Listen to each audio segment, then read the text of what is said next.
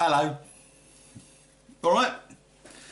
You join me in the kitchen again, you lovely people. I've got here, this is a Cascarillo Amber Ale. It's just finished carbonating. It's been in the fridge for a couple of hours. It hasn't really aged at all, so it's going to be fresh out the bottle. It's going to be young, so you know the full profile is going to be in this. I'm really looking forward to giving it a go, so let's open it up. There we go. Let's give it a pour. Looking good.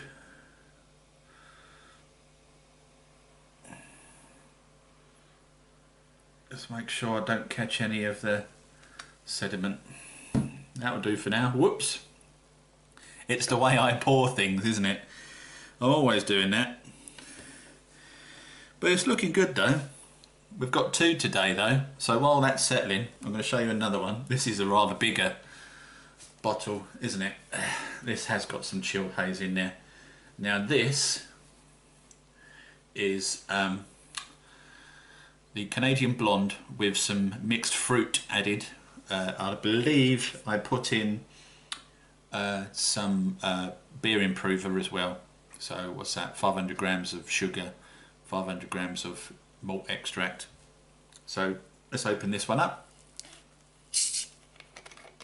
There we go. Slight fizz on that one, but I'm sure it'll be fine. Let's give this a little pour. Now because this one isn't really an ale as such, it's more of a lager. It's not going to have a head on there. It does smell of a lager.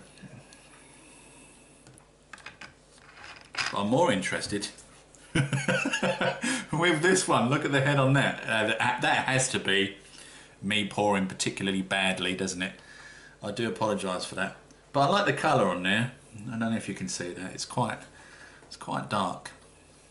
Let's give it a taste. A bit nervous, really.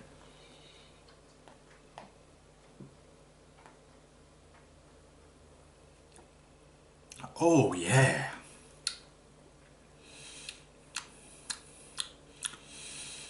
Ooh. 50 grams of Cascade, 50 grams of Amarillo. Oh, I like that. Oh, I did well, folks. No, I'm going to stop saying folks. I couldn't help myself. I had to say folks. I'm doing well because that's really good, and the head on it's quite silly. It will die down. That's beautiful. That's really that's just right. You know, that's exactly what I was aiming for. I was aiming for. It's got citrusy in there. You can take with a slight hint of grapefruit. Oh, pardon me. I do like these ales where you just tweak an existing kit. And that one didn't even have a kit in it. It was, I believe it was 2 lots of amber malt extract. I'll go and have a look. I'll bring the recipe out and I'll read it to you. Be back in a minute. Hello, I'm back. Now, what went into this rather nice ale? It's really good, really good. So I used 2 lots of amber malt extract. It was liquid Cooper's malt extract. Don't know why I'm doing that. That is supposed to mean liquid for some reason. The cans. I should be doing that, shouldn't I? The cans. Or that. Cans. Ooh, big tits. 50 grams of Amarillo hops, 50 grams of Cascade hops, and I used a Mexican yeast. That was the liquid Mexican yeast. White Labs, WLP 960, something like that. You'd have to look it up. I can't remember the exact number, but it's the only Mexican yeast they do, because I wanted something different in there, and I wanted to sort of help bring out some of the flavours, you know, some of the citrus flavours. That is just lovely. Look at that. and it's, oh man, I'm so happy with that. I'm going to have another bit.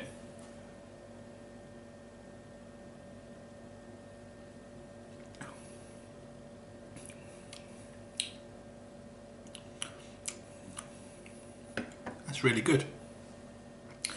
Bearing in mind, I've only just put that in the bottle. It's been at room temperature, carbonating for a week. And usually I leave, pour the rest in, sod it. Usually I leave my beers to carbonate at room temperature for 2 weeks before I put them into the shed where it's slightly cooler. But I think that needs to go into the shed now. It's just right.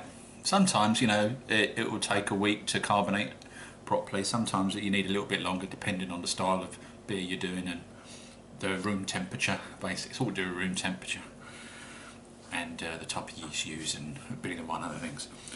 So, with this Cascarillo Amber Ale, this one gets a 9 out of 10. It's beautiful, really nice, really fruity. You can taste the Cascade and you can taste the Amarillo in there. It's citrusy. It's got everything I was aiming for. It's got everything. It's fucking wonderful. I'm really happy. And I didn't use a kit. I just used liquid malt extract. So there you go. You can do a decent beer from just malt extract. You just need to make sure you throw the right hops in for your palate. That's what it's all about, really. Your expectation of what you want from a beer or an ale is going to be different from what I want. This, for me, is brilliant. It looks like a really nice ale. It tastes like a really nice ale. So, and I like ales with a little sort of citrusy hit. That's why I like the Mexican cervezas. It's all about the citrus. So what did I do with this one then? I boiled 8 litres of water in a pan on the stove, and I threw in 500 grams of the amber malt extract, and then I added 25 grams of Amarillo hops, and I boiled that for 20 minutes, and then I added 25 grams of Cascade and I boiled it for 10 minutes, and then I added 25 grams of Cascade again, and I removed it from the heat and I just let it sit for 15 minutes. And then I chucked it all into the fermenting vessel, all the remaining malts and things, stuck it into my temperature controlled beer fridge at 13 degrees centigrade with the Mexican yeast, and I just left it in there, and that's came out about 4.5%, something like that, and that's fine for me. I mean, even the Ashes Ale, which is just under 4%, is really nice, and this is along the same lines as the Ashes Ale, and I think I prefer this one to the Ashes Ale, and I really like the Ashes Ale one as well. So just goes to show you, doesn't it, what you can do with some hops and a little bit of malt. I'm well happy, because it's not, you know what I mean, it's not a kit. I've done it with just some bits, really. So there you go, that's a Cascarillo. There it is. Oh, give it a go.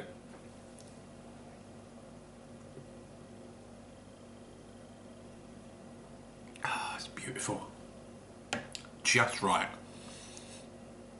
Just right. You know, if you have too much Cascade on its own, it can be overpowering. But the Amarillo, I can taste that in there as well. So it's brought it down a peg, and it tastes slightly different, as you would expect. Really nice. That's enough about that. On to this one. Now, I have had this before. This is not the first time I've tried this.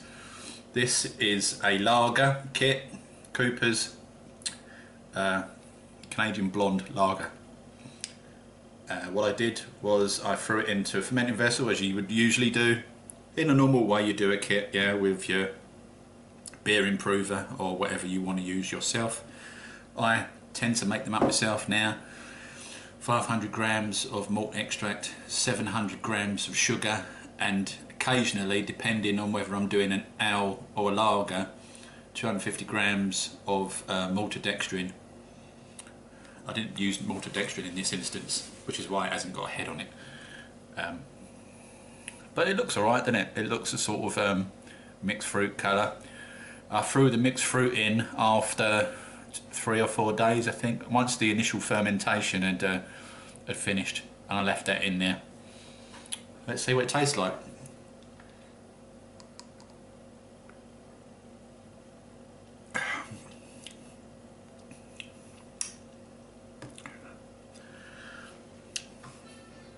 It's quite bitter. You couldn't hear the phone going in the background, someone's trying to get hold of me. Better go and check it. Be back in a minute. Apologies for that.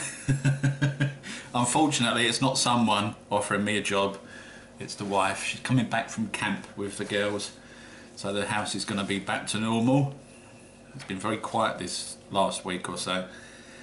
Yeah. Anyway, back to this. This is only average, really, for me, guys and girls. It's all right. It's nothing special though. It's not as good, I would say, as the Cooper's Lager kit. You know, the normal bog standard one with the green top. You know the one I mean? The bog standard, the go-to kit. Hasn't really got much of a smell. It's got sort of a musty, yeah, sort of a musty, bitter smell, which I'm not overly bothered with. Does it taste alright?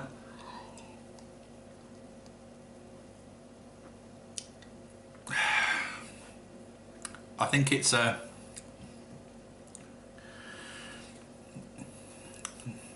very bitter lager. For those who like bitter, you'll probably like it. I prefer the lighter lagers myself. The IBUs on that, I imagine, are higher than the normal bog standard Cooper's Lager kit. I really should have a little IBU table in front of me. I think I've got one on the computer somewhere, so I could look it up. In fact, I will. I'll come back in a second. Hello. I'll get organised in a minute, won't I? Oh dear, look, see this little table I've got here? It's quite handy. I don't know if you can see that up close. It lists all of the Cooper's kits that you can buy on the market at the moment. Now, this was really, I used this when I initially started doing kits, because I wanted to find my zone that I was happy with. The Cooper's Lager, the can, the IBUs on the Cooper's Lager is 390, and the IBUs on the Canadian Blonde is 420 IBUs. So yeah, this one is bitter, more bitter than, not by a lot, but certainly more bitter than the bog standard Cooper's Lager kit. The Australian Pale Ale, which is the one I like, has only got 340 IBUs. The Mexican Cerveza is 270, and the Cooper's Wheat Beer is 300. So yeah, that will probably explain why I like the Mexican Cerveza. I mean, let's face it, it's just water really, isn't it? Mexican Cerveza with a little bit of lime and lemon in. It's not that bitter at all. It's really quite refreshing on a hot summer's day. And the Australian Pale Ale, well, the Australian Pale Ale is my go-to kit if I want to do minimal tweaking, or maybe, you know, tweak up an ale with some hop additions and things. That's a fantastic kit. I prefer that over the normal Cooper's Lager, in all honesty. It's a really, really nice drink, and I would prefer it because it's not as bitter as the Cooper's Lager. At 390, the Cooper's Lager is 390 IBUs, and the Pale Ale is 340. So there you go. That explains why I prefer the Cooper's Cerveza and Australian Pale Ale over the lager and the Canadian Blonde. I'm not saying it's a horrible drink, it's fine.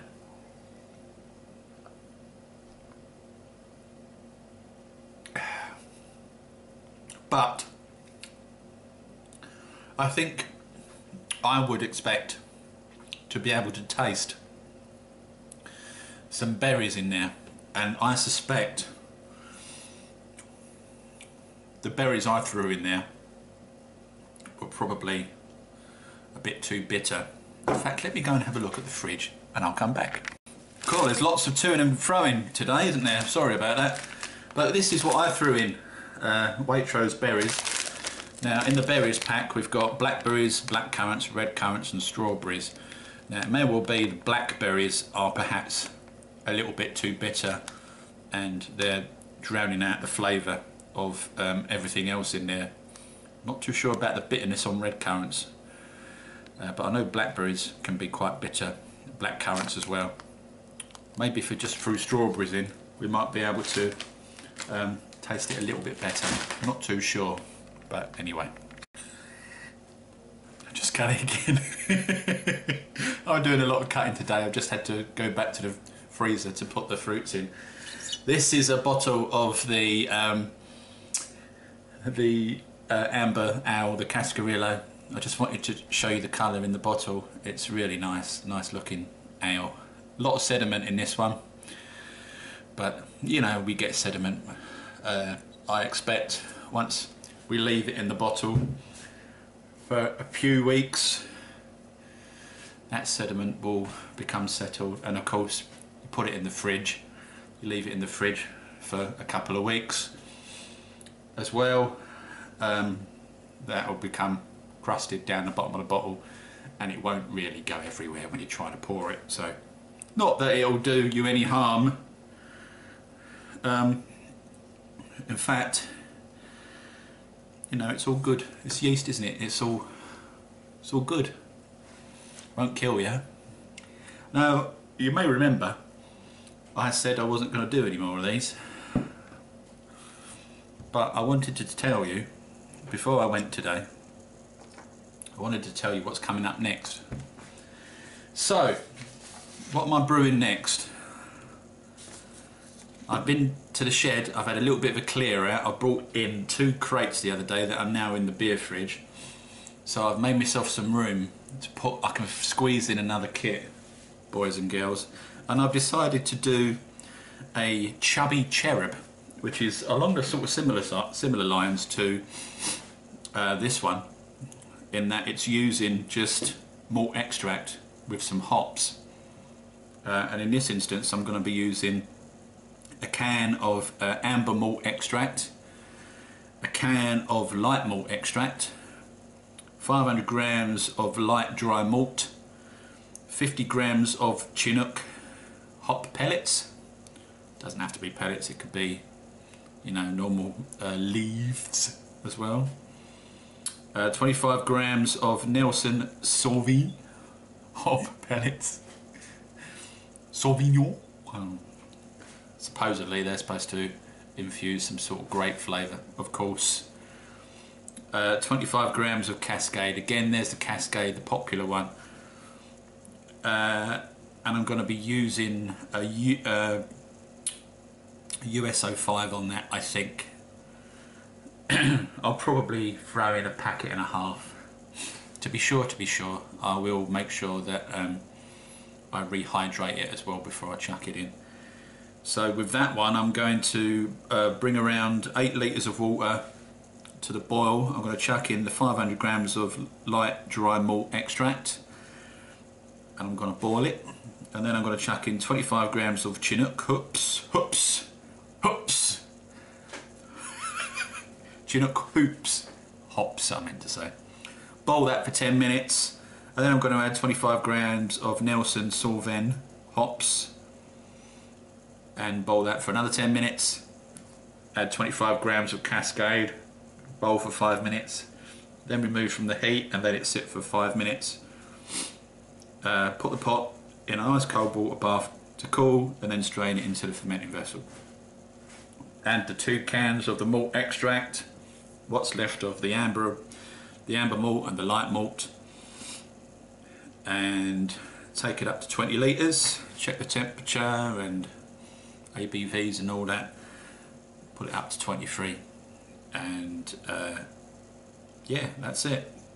Ferment it around about 18 degrees centigrade. So there you go. that's what's coming up.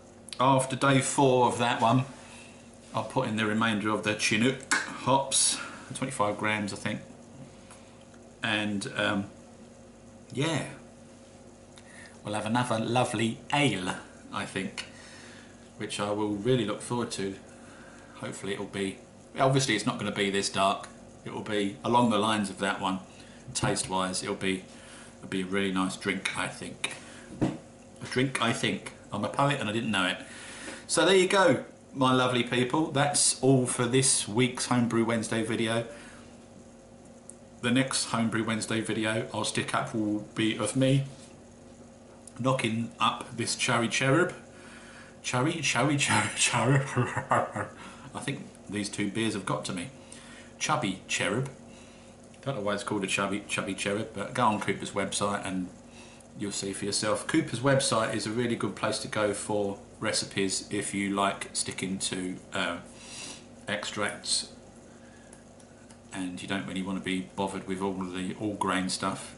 I've been on there and I've done quite a few of their recipes and they've all come out really good. Possible exception being the this one really, but it's not because there's anything wrong with the drink per se. In fact, it's absolutely fine. It's a perfectly fine drink. It's a good looking beverage. It's just because I was expecting it to have more of a fruity flavour and not perhaps be as bitter as it is because of my palate being a bit girly, a bit on the girly side. Bearing in mind I come from a cider background, so sort of medium sweet ciders, I like sweetness, and I'm gradually moving the other way, which is why when I'm doing the ales, I'm tending to sort of stick to the more sort of fruity hops and, you know, with citrus tones in, because that's how my palate has grown over the years of me abusing my body with cider. But you're going to be different, of course. Everybody has got their own way of doing things, haven't they? So that's all for me, folks. This is the news. Here is the news. Roy has done another Homebrew Wednesday when he said he wasn't going to do any more. I know, I say every week, don't I? I'm not going to be doing any more, folks. I've had enough. I'm a bit bored, so I'm going to take some time away. But I'm changeable. If you know me, you'll know that by now. I say a lot of things that I don't mean or don't actually transpire, and the next day I'm back to normal. So hopefully I'll see you next week in next week's Homebrew Wednesday video. I know this one's a long one, but that's what you get with me, innit? See you next time, folks. Ta-da!